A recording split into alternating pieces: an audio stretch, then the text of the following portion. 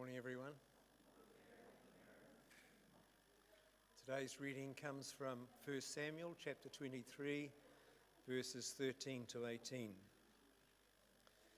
So David and his men, about 600, left Keilah and kept moving from place to place. When Saul was told that David had escaped from Keilah, he did not go there. David stayed in the wilderness strongholds and in the hills of the desert of Ziph. Day after day Saul searched for him, but God did not give David into his hands. While David was at Horesh in the desert of Ziph, he learned that Saul had come out to take his life. And Saul's son Jonathan went to David at Horesh and helped him to find strength in God. "Don't be afraid," he said. "My father Saul will not lay a hand on you. You will be king over Israel, and I will be second to you. Even my father Saul knows this." The two of them made a covenant before the Lord. Then Jonathan went home, but David remained at Horesh. God bless to us the reading of his word.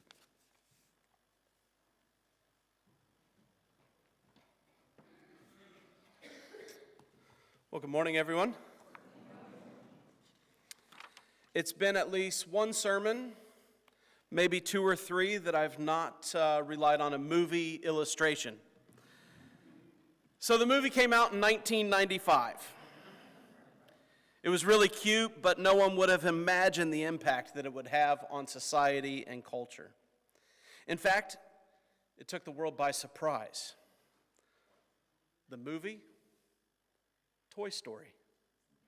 The Toy Story series, the animated, marvelous fun of Woody, his best friend Buzz Lightyear, to infinity and beyond, and all of their toy friends, was a huge success. Toy Story 4, in and of itself, years later that came out, the movie sales and DVDs did over $1 billion in sales. That's a lot of DVDs sold. A lot of movie tickets purchased. If you take all four of the movies as a set, not including the toys, the figurines, the stationery, the shirts, the clothing, and all the royalties of any shape or form, just ticket sales and DVD sales alone, $3.5 billion. That's with a B, $billion. That's a lot of money. Why? Because it's so cute, it's so fantastic? It's not the reason. The reason is because Toy Story cuts to the core of really connecting with our hearts and us as people. Something that we all understand, young and old alike, and it makes it very simple to comprehend and illustrate through the film. You see, I think we all have a desire to be fully loved and fully accepted. And one of our fears for every single one of us is that there would come a point in our life that we're not needed anymore. That our self-worth, our value diminishes and depletes, and we can't find meaning. We're not needed anymore, and we're thrown away. We're pushed aside, we're done, we're over, we're thrown out. And I think the connection for so many people in life is, what about a marriage that doesn't need you anymore? What about a job where you hear the words redundant? Your vocation, your passion? No thanks, you're not needed anymore. Maybe in a situation as you get older and you can't take care of yourself, and your independence depletes and goes by the wayside. A burden.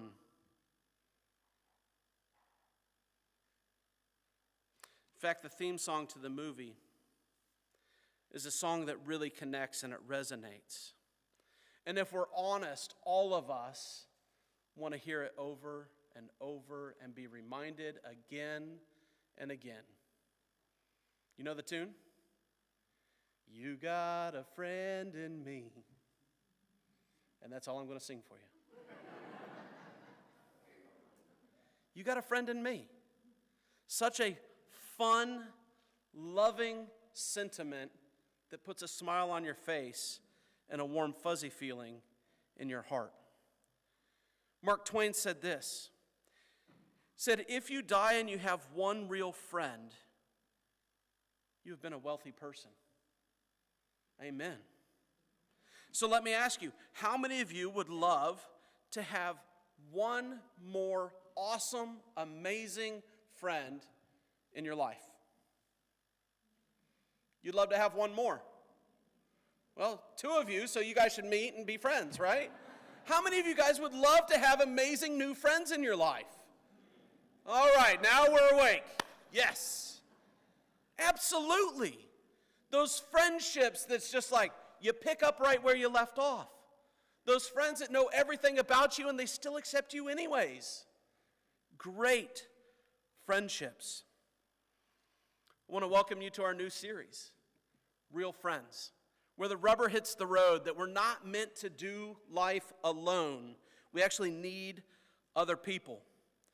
But developing these kind of real friends, having these kind of connections to people, it takes a lot of work. There's a lot of learning along the way. It takes a lot of listening, guys, active listening. A lot of forgiveness and a lot of investment of time and energy. Speaking of time, I hear that we have a very special celebration today.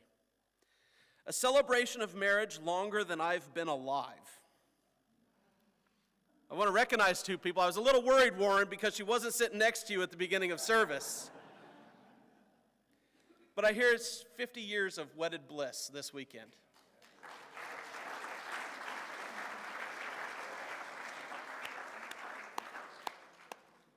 So Julie's bringing over a little gift and token. Warren, I think it's a little more for Heather than you, but maybe not, I don't know. Happy anniversary to you too.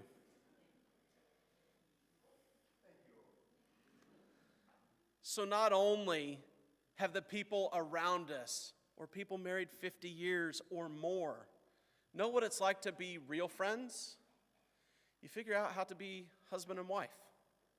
All the bumps and bruises, all the goods, the bads, all the wonderful memories.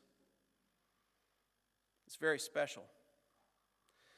So I want to dig into friendships and answer the question of why. Why we ought to intentionally invest in one another and have real friends to do life with. So here's one of the reasons. For spiritual growth. For what? Two people are still with me. This is good. I know Pastor Richard's away this morning, but humor me, right? For spiritual growth. So here's what Romans 1 says. I want us to help each other with the faith we have. Your faith will help me, and my faith will help you. We need each other. That's a simple enough reason of why to develop amazing and awesome friendships. Here's the second reason. You need friends in your life for better health. Let's try this again. For what? Yes, you guys are getting it now. All right, we're on a roll. So better health, both physically and emotionally. Are the friends that surround yourself, this is a question for you, are the friends that surround yourself with good for you, both physically and emotionally? The people that are immediately around you, that spend a lot of time with you, are they good for you in your health and your emotional well-being? Here's my thoughts. In the world around you, there are two different types of people. I'm going to call them VDPs and VIPs. We kind of understand what a VIP is, right? We go to the concerts and I wish I was a VIP. We go to the show and thought, I wish I had VIP tickets. Here's what I think they are. The VDPs are very dependent people. These are the leeches. These are the people that just suck the life and energy right out of you. That whenever they're around you, whenever you depart, you feel exhausted and drained because they look to you for everything. Affirmation, encouragement, wisdom. It's exhausting. Surround yourself with a group of VDPs and you're going to burn out. Point blank. It's exhausting work. Every time you're around them, it just feels like they drain something immediately from you. And then there's the people that I call VIPs. A little bit different than what you've probably interpreted before, but very inspirational people. The people that when you get around them, you feel like you've been lifted up. You feel good about life. You feel good about yourself. You feel good about that friendship. And you're like, I'm ready to conquer the world. Do you have any VIPs in your life? I hope so. It's great stuff. They've inspired you instead of tiring you. Listen to this. The California Department of Mental Health has discovered that people, and I think this proves to be true across the pond to us here in New Zealand, that people who don't have friends are 2 to 3 times more likely to die an early death. Remember what I said about physical, emotional health? Plays into it. 4 times more likely to suffer from emotional burnout, 5 times more likely to suffer clinical depression, and 10 times more likely to be hospitalized for an emotional or mental disorder. That's deep. One of the reasons is because with friends, you have somewhere to kind of unload your emotional baggage, to process life with, to unwind, to unplug, and create a safe space to just be. It's where we recharge our batteries, if you will. Here's how James 5 says it. Admit your faults to one another and pray for each other so that you may be healed. Here's a phrase you might want to write down, and I think it's very, very true. It says this, revealing your feelings is the beginning of healing. Revealing your feelings is the beginning of healing. And all God's people said, amen. Why is it so hard? Why is it so hard to get to a point of vulnerability to share what's really going on inside here? If we know that healing is an end result, why is it so hard to become vulnerable? We need more real friends. You need to surround yourself with the VIPs. Here's another reason to have friends. Little English lesson for you, for all you grammar people. It's just more funner. It's true. It's just more funner. You might say that's not a word, and I say it is. I just said it. Because there's fun, and there's funner than fun. So I'm going to say real friends are more funner. Make sense? Follow my logic with that? It's just more funner. You know life was meant to be enjoyed, not endured. But the reality is this. You can have all the possessions in the world, all the money in the world, all the pleasures in the world. But if your relationships stink, life's miserable.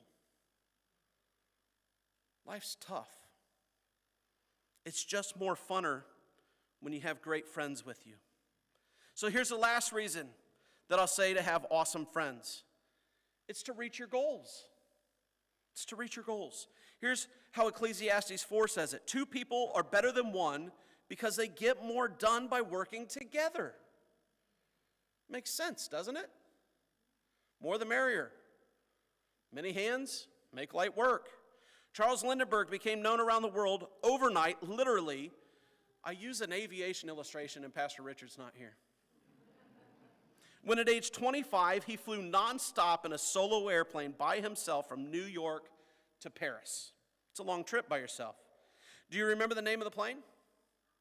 I know Pastor Richard would. You got it. Spirit of St. Louis, or what we say in the U.S., St. Louis. And he became the solo pilot, the first one to do it. But the reality is this. He didn't do it alone, did he? No way he could have done that alone. Any great thing that's been done has never been done alone. Think about it. He had a company that produced the airplane. He had people that helped him finance others on both ends that worked very closely with him to plan out the trip, the route, watch the weather. It was a team effort. I've heard some guys say it this way, or perhaps an African proverb, if you will. If you ever get to a fence post and you see a turtle on it, always know that he didn't get there by himself. So true. Anything great in life, you need other people. This is a good reminder to you and I. Don't do it alone. If you want to set out and you want to achieve some goals, get other people involved. Don't write down your goals and keep them to yourself, because the reality is they might be there 10 years down the road. If you want real accountability, if you want real encouragement, if you want to get real about the goals that you're setting in life, share them with the real friends around you. Because they're going to come back to you and they're going to say, how's your goals going? Are you achieving what you set out to do? And they're going to encourage you. They're going to push you. They're going to be there to stand in and stand up when the going gets tough to reach your goals. Don't hide them away in a little box between you and Jesus, because Jesus put people in your life to achieve some great and amazing things. Share it with the people around you. Here's how Romans 12 says it. We are all parts of God's one body, and each one of us belongs to each other. And each of us need all others. So turn to the person on both sides of you right now and say, I need you. Go ahead.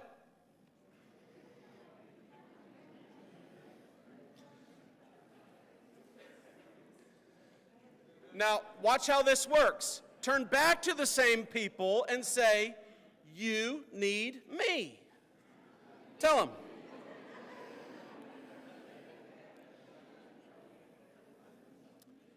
Now think very carefully of which person to turn to, and turn to them and say, can I have $1,000?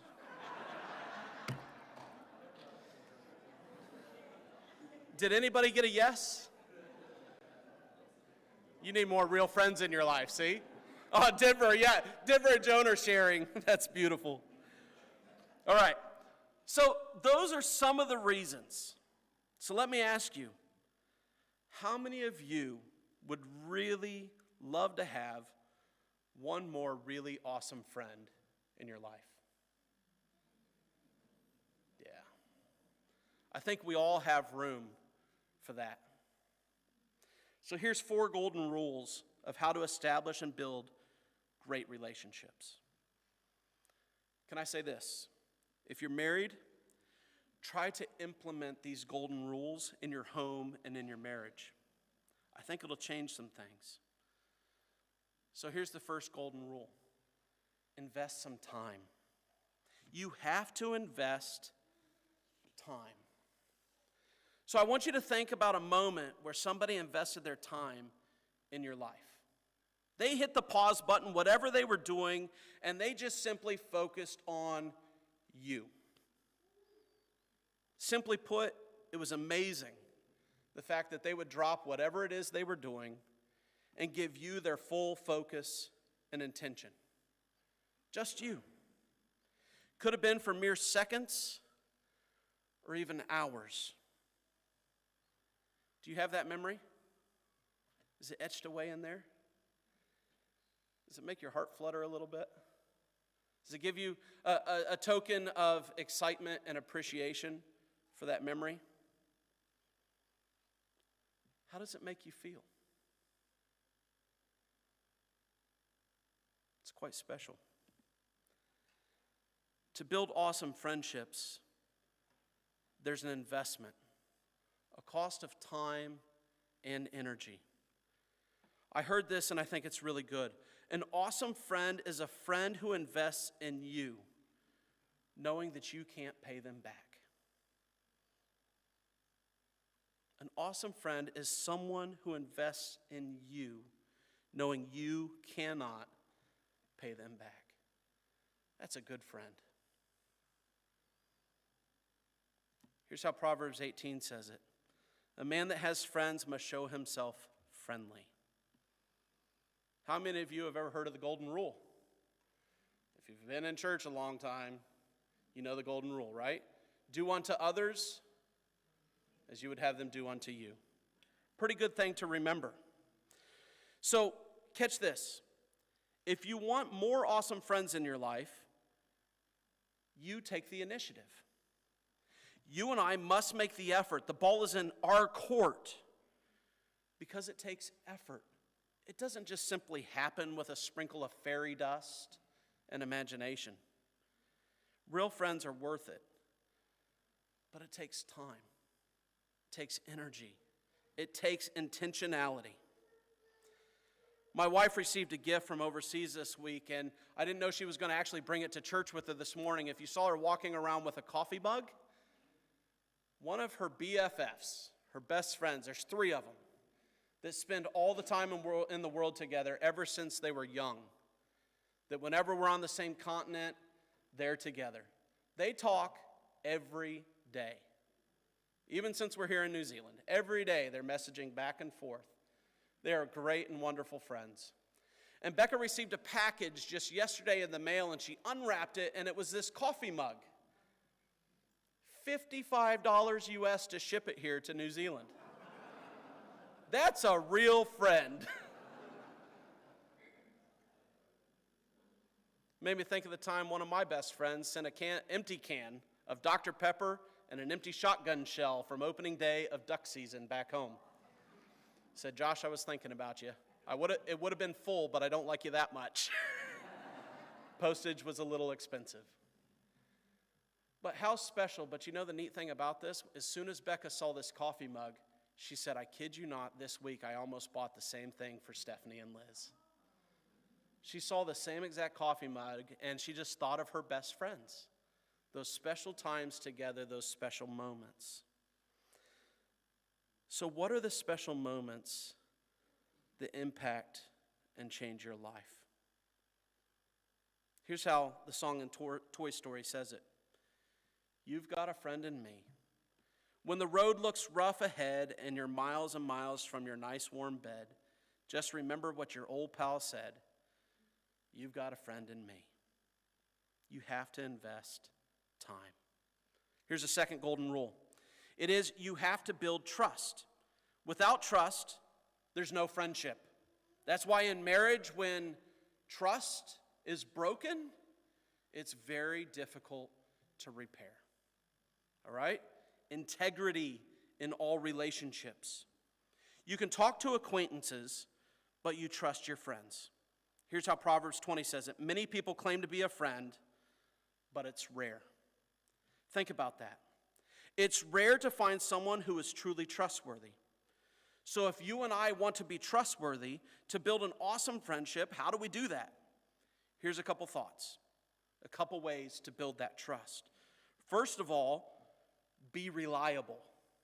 Let your yes be yes and your no be no. Let people count on you. They know that you will carry through on what you've said. You're good on your word. Let your yes be yes and your no be no. Simple as that. Proverbs 17 says this, a friend loves at all times. Another part of being reliable is that you can keep confidences. You can keep secrets.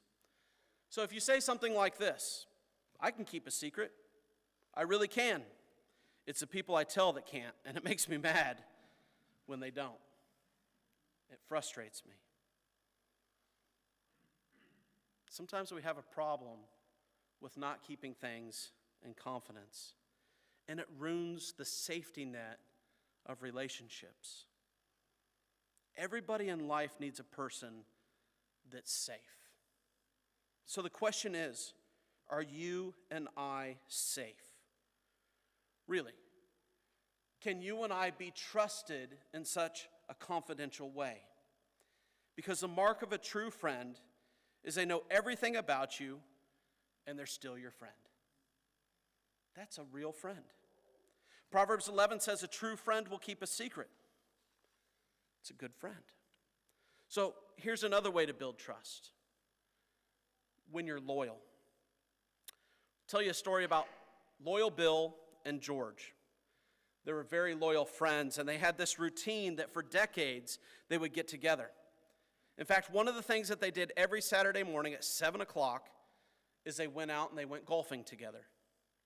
They were very loyal to one another, and one November morning, Bill's wife wakes him up at 5:30 and says, "Don't even think about getting out of bed. It's nasty out. It is raining cats and dogs out there. It's really coming down, and it's getting colder by the minute. So don't even get out of bed." He says, no way. George is counting on me, and I've got to be there. She says, "It's going to be miserable." He says, "I don't care. I got to go." He was a real friend. So he goes, and noon rolls around, and he's not back. 3 o'clock, still not home. 5 o'clock, not a word to be heard. 7:30, it's been dark for hours. And he finally arrives back home.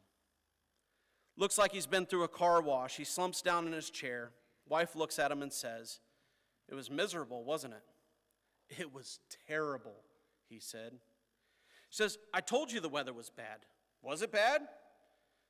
"It was horrendous." She says, I told you. He says, "The weather wasn't the worst part. On the second hole, George had a heart attack." She says, "Oh my word." Says the whole rest of the round, it was hit the ball, drag George. Hit the ball, drag George. Hit the ball, drag George. A loyal friend. To have a loyal friend like that, I don't know. Loyalty is a term that we don't talk about very much anymore. Because to be honest, as a whole, it's hard to find loyalty in the world around us. The workplace, the home, friendships, people we meet at church. It's hard to find that these days. Proverbs 17 says it this way: a true friend is always loyal, in the good and the bad. Yesterday, Avery, our second born, turned 13. This is the portion of the message and the church service where you begin to fast and pray for your pastor, because I now have 2 teenagers in my home. And one big excitement for her yesterday was getting social media. Lord help me. But what about when things go bad on social media? Many of us are on social media, and I think of the times where someone irritates you or they frustrate you, and you unfollow or you unfriend. Whoa. When you hit that unfriend button, that's serious. Throwing the first punch. If you and I have a friend that does something that frustrates us or that we don't particularly like, what do we do with them? Do we unfriend them? Do we unfollow them? What do you do? So let me ask you this. What do you hope God does every time you mess up? Every time you blow it? I'm glad he doesn't unfollow Josh Bolin. I'm glad he never unfriended me. He sticks in there. He's loyal. And he loves me unconditionally. The third golden rule, you have to give unconditional acceptance. And this is big. How many of you would admit that you have flaws? You guys are in church, let's be honest. We have flaws, each and every one of us. We have hang-ups. We have bad habits. We have things in our lives that annoy our spouse, our family, our friends, the people that know us best. We all have them. Unconditional friends say that even when they find out, they're still your friend. Said it already. Here's how Romans 15:7 says it. Accept one another. I don't like this next part. Just as Christ has accepted you, then God will be glorified.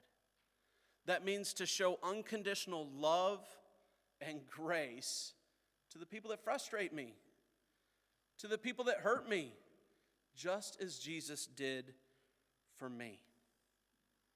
Think about how Christ has accepted you. I'd like to hope it's a little easier for Jesus to accept me now as 40-year-old Josh Bolin than 15-year-old Josh Bolin. I hope I'm growing closer and closer to the likeness of Jesus. But you know what? It was the same when I was 15 and now when I'm 40. Jesus says, I love you. I think you're incredibly amazing. How do we show similar unconditional love and acceptance to the people around us? Proverbs 17 says, overlooking a person's faults cultivates love, but nagging about them destroys friendships. So here's how the Toy Story song says it. Some other folks might be a little bit smarter than I am, bigger and stronger too, maybe, but none of them will ever love you the way I do. It's me and it's you. The fourth and final golden rule, you have to celebrate the other person. When you celebrate somebody else and you rejoice in them, some great things happen, even when things aren't going well for you. Romans 12 says, rejoice with those who what? Rejoice. And mourn with those who mourn. Awesome friends will always lift you higher, even if it's higher than them. That's key. Awesome friends will always want you to expand and become everything that you can be, even if that extends beyond them. If you and I wait for people to celebrate us, and we look at us being celebrated, you're going to have a miserable life. Why? Because you're always trying to find the next thing that you can be celebrated for, to where someone can come and pat you on the back, pump you up, and encourage you. But if you start looking to celebrate anything else that somebody else can be celebrated in, you're going to have a marvelous life. Because there's always something to celebrate about someone around you. Does that make sense? I mean, you can be the life of the party even when your life stinks, because you're like, man, what happened to you? Heather and Warren, it's your anniversary. Congratulations. I want to celebrate you. So if this weekend stinks for you, celebrate them, because it's awesome. And there's a lot of other things. Abigail, Josh got married yesterday. Beautiful wedding. Andrew and Daisy, Davina here too, from Singapore. It's awesome. Let's celebrate them. Let's celebrate that new life together in oneness, in holy matrimony. Many other celebrations across this sanctuary that if you need something to celebrate, grab a cup of coffee, grab a cup of tea, and say, hey, what can I celebrate in your life? Great conversation starter. It's not about me. It's about the other people around me that I can celebrate. Maybe you didn't get the promotion, but they did. Maybe you didn't get what you were praying for, but their prayer was answered. Maybe you didn't get the Lord's healing touch, but they did. Celebrate it. In 1 Samuel, we find this story that gives us a great picture of this. We find two people, Jonathan. Jonathan is the son of King Saul. So if you are the son of the king and something happens to the king, what becomes of you? You become the king. Okay? Makes sense? Jonathan is the son of the king. What's his next role? He's going to be the king. The other player in the story is David, and David has just killed Goliath, and he's become this national hero. He's become, wow, David, look at this guy. So if you have somebody that just became a national hero and you're the next in line to the throne, you are about to become king after your father, what potentially could that person be to you? An encouragement? No. A threat. They're a national hero, you're next in line. It could be a threat. But look what happens in chapter 18 of 1 Samuel. After David had finished talking with Saul, Jonathan became one in spirit with David, and he loved him as himself. Think about it. He loved him as himself. From that day, Saul kept David with him and did not let him return to his father's house. And Jonathan made a covenant with David because he loved him as himself. Repeated it twice in the scriptures. Jonathan took off the robe he was wearing, which was a robe of royalty, and he gave it to David, along with his tunic, his sword, his bow, and his belt. Jonathan is saying, I know I'm next to be in line, but I celebrate you. Man, that's a real friend. That's real friendship. I love you as much as I love myself, and I'm going to celebrate you, and everything I have is yours. If you looked into chapter 20 of 1 Samuel, the last two verses of chapter 20, starting at verse 41, this is now at the end of the story. After the boy had gone, David got up from the south side of the stone and bowed down before Jonathan 3 times with his face to the ground. Then they kissed each other and wept together, but David wept the most. This is the last time they'll ever see each other on earth.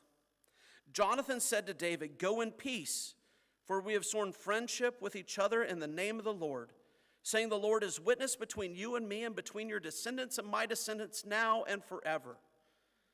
Then David left, and Jonathan went back into the town. To celebrate somebody else like that is an awesome friend. When you have the time invested in you, when you have the trust, when you have the unconditional acceptance, and you celebrate, great things begin to happen. And in fact, here's how Toy Story says it. As the years go by, our friendship will never die. You're going to see it's our destiny. You've got a friend in me.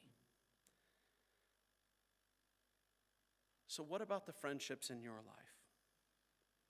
Are you being that kind of friend? I hope so. I hope you can go out this week with intentionality to say, what is my God-given ability to go into all the world and make a difference? Sharing the love of God with all whom I come in contact with. To give them time, to give them unconditional acceptance and grace.